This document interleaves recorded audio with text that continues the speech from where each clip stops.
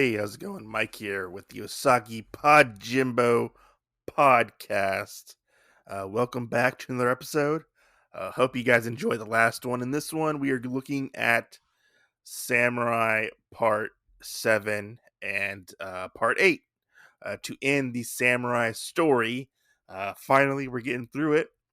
But yeah, so if you don't remember what happened in the last episode, Usagi was at an inn. He ran into Kenichi, and Kenichi is very much down on his luck. He has been dishonored. He got kicked out of the Dogram school. He is worse for wear, I guess you could say. And they find out that their town is being attacked by some bandits. The bandits are on the way, and they're gonna team up. It seems like, I don't want to call it like a reluctant team up, but they're going to team up nonetheless. And that's where they're going to now is they're going to save the town, save Mariko, and save Usagi's dad, and save just the town, and save everybody. That's what they're going to try to do. But yeah, let's get into this. Hope you guys enjoy, and sit back, stay around, and listen to some me talk about some Usagi Yojimbo. So our issue starts out with the bandits running, riding their horses through the land, trying to get to this village. They get to the village, and they're like, "Where is the head man of this village? Who is he? Bring him forth." We see this guy who looks a lot like an elderly Usagi Yojimbo. Come to find out that it's actually Usagi's father, the magistrate of this village. And he's like, "I'm the magistrate of this village." And he's like, the bad guy. He looks like a bear, kind of, almost like maybe like a bear, or maybe like a cat. I think he's a cat, but he has more rounder ears than the other cat people in this issue. So we see him, and he's like, "Give us all your stuff. We want all your supplies. Give it to us now, or we'll basically fucking kill you." And things don't go that way. I mean, I guess they do kind of go that way, but they are obviously, they're starting off with the most extreme circumstances. Which, hey, give us all your shit, or we're going to kill you. But old man magistrate, he ends up standing up to one of the cat guys, and he hits him with his big old stick, and they automatically all draw swords on him, and they're like, "Yeah, you need to stop this. Give us all your shit, or we're gonna kill all the villagers." And you see this woman. She's a white rabbit. She's wearing a pink kimono, and she's like, "No, stop it! Don't kill him! Don't kill him!" And the one particular head bandit, bad guy, he says, perhaps we will take more than what we need." Which, I gotta say, isn't that a trope that we could just get rid of right there? Is, "Oh, let's take your women too, and then rape them, and have our way with them." Yes, because that's what we need to do. Like, just take the supplies and leave. You don't have to kill anybody or anything like that. Don't make things complicated. But we find out this young woman, her name is Mariko, and Mariko obviously has a history with Usagi and Kenichi. We've referenced that before in the previous issue, and we see the townspeople, the villagers.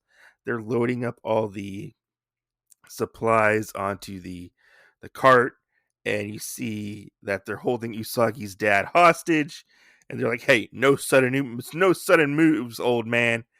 And he's like, "It wouldn't matter, like, if y'all threatened me or not, because y'all are taking all of our food and supplies.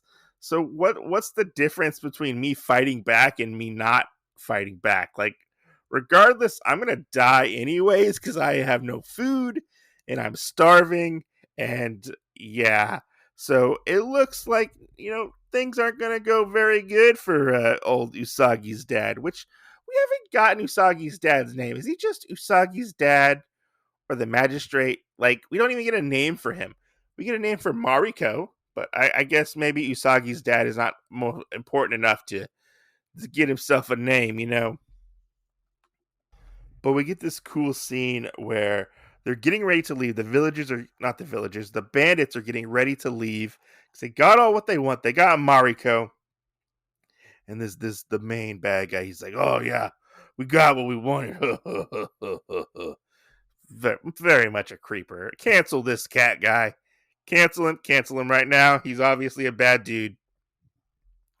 But we get Usagi. Usagi shows up to the gate, and he's like, "You're not taking anything." And they're shocked to see a lone samurai uh, coming to protect the town.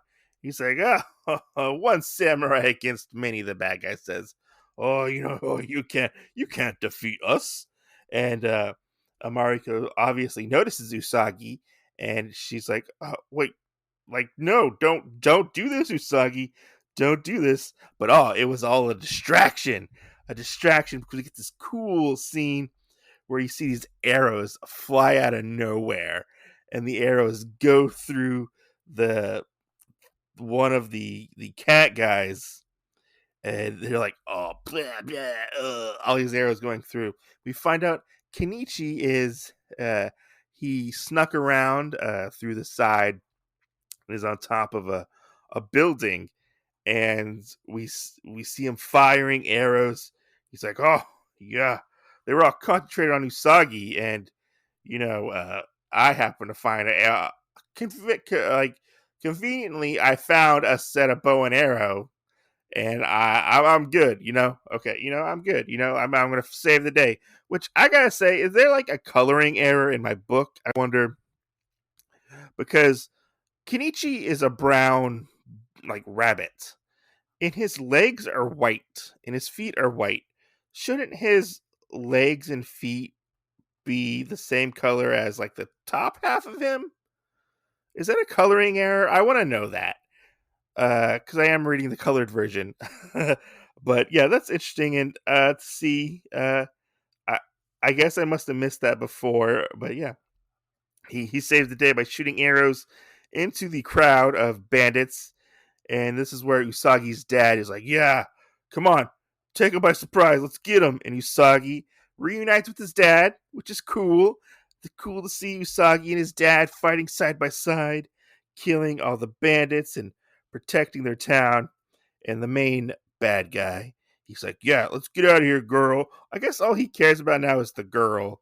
He only cares about Mariko now. He only cares if he wants to get his cat dick wet, I guess. Can Okay, weird thought. Can the other animals mate with each other, or can they only mate with their specific type of animal that they're a breed of? Interesting question. Well, maybe we'll figure this out later, because he seems very interested in this one Mariko chick, you know. But they're like, "Oh, we're gonna get out of here," The gates are blocked. We have to find another way out. The bad guy says, and we get this cool scene, and uh, Mariko is yelling for Usagi to help, and Usagi is fighting, trying to get all these other bandits off of him. And this is a really cool scene. I like this scene coming up. It's a really, really intense scene, I think, where Kenichi sees Mariko being taken away, and she's like, Kenichi, help me, And he's like, "I got one arrow left to do this shit." And it's a pretty intense scene. This whole couple pages are pretty intense. Um, where Kenichi like shoots his last arrow, and the cat bandit and Mariko fall off this horse because the arrow goes straight through the horse's neck, I guess, killing the horse instantly. Uh, but the bandit, he's like, "You're not gonna get away from me, girl." And this scene is just, the scene's intense. He's like, "If I can't escape and I have to die, you're gonna die with me," basically. And he goes to run and grab for Mariko, which he kind of rips off her kimono a little bit. And he's like, "Your friends are not going to save you now." And he goes to raise up his sword, and Mariko happens to grab for a sword that is right next to her. And so Mariko thrusts the sword through the bandit's body, killing him instantly. And this scene is this scene's I feel for Mariko in this situation because after she kills the bandits, Usagi and Kenichi are standing back from her in the distance, and they're like, it's over, Mariko. The bandits are all gone, and they're like, Mariko, are you okay? And you see this like shocked look on her face as she's holding the blade covered in blood, and I think she is so she seems very shocked, almost like a shell shock kind of situation where she's like amazed that she had to go and actually kill somebody. Maybe this was the first person she actually took a life. This is the first time she took a life. So I can see her very much being shocked by it. And she faints. She faints and she passes out. And she killed the guy. How do we know she killed the guy? Because the little skull and crossbones pops up. So yeah, she killed him. And so that night, uh, Mariko wakes up and she's there.